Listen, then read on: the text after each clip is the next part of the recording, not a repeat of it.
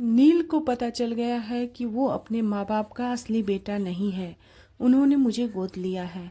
Serial गुम है किसी के प्यार में कहानी में हुआ बहुत बड़ा खुलासा। जब तेजस्विनी के घर लड़की देखने जाने के लिए नील के घर वाले नील को तैयार करवाते हैं, उस समय नील की माँ नील से कहती है, बेटा आजकल तुम बड़े उदास लग रहे हो, कोई बात है क्या? तभी नील अपनी माँ से कहता है, नहीं माँ, मुझे लग रहा है कि आप लोग मुझसे कुछ छुपा रहे हैं। तभी नील की माँ डरने लगती है और बस यहीं पे खुलता है सारा भेद। नील करने वाला है तेजस्विनी से शादी। ऋतुराज के घर वाले नील की शादी तेजस्विनी से ही करेंगे।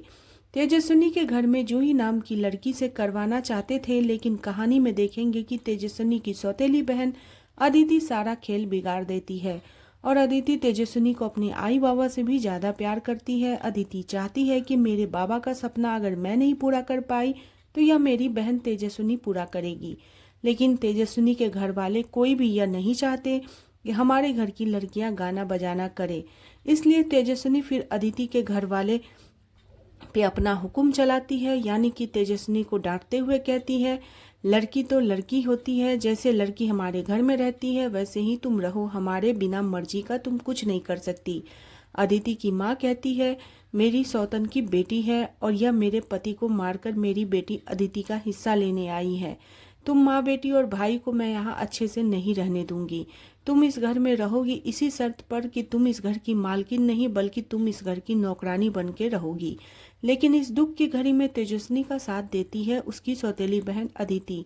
तेजस्विनी अदिति की माँ को पसंद नहीं करती है, उसकी सारी परेशानियों को झेलती है, लेकिन अदिति तेजस्विनी को अपनी सगी बहन मानती है, कोई सौतेली बहन नहीं मानती। यहीं पर आप देखेंगे कि सीरियल में बहुत बड़ा खुलासा होने वाला है, एक बहुत ही बड़ा बदलाव होने वाला है। तेजस्विनी के घर वाले नील के घर वाले से मिलते हैं और लड़की देखते हैं, जूही को दिखाते हैं नील के लिए, लेकिन अचानक नील की नज़र एक खिड़की के अंदर जाती है तो नील देखता है कि ये तो वही तेजस्विनी है जिसे मैं दिलो जान से प्यार करता हूँ। और यह तेजस्विनी अमरावती से यहाँ इस घर में कैसे आ गई? यह घर तेजस्विनी का ही है, लेकिन तेजस्विनी अगर यहाँ रह रही है तो उसी का घर होगा। तेजस्विनी फ़ोन क्यों नहीं उठा रही थी? फिर तेजस्विनी एक बार फिर भी मुझे फ़ोन क्यों नहीं की?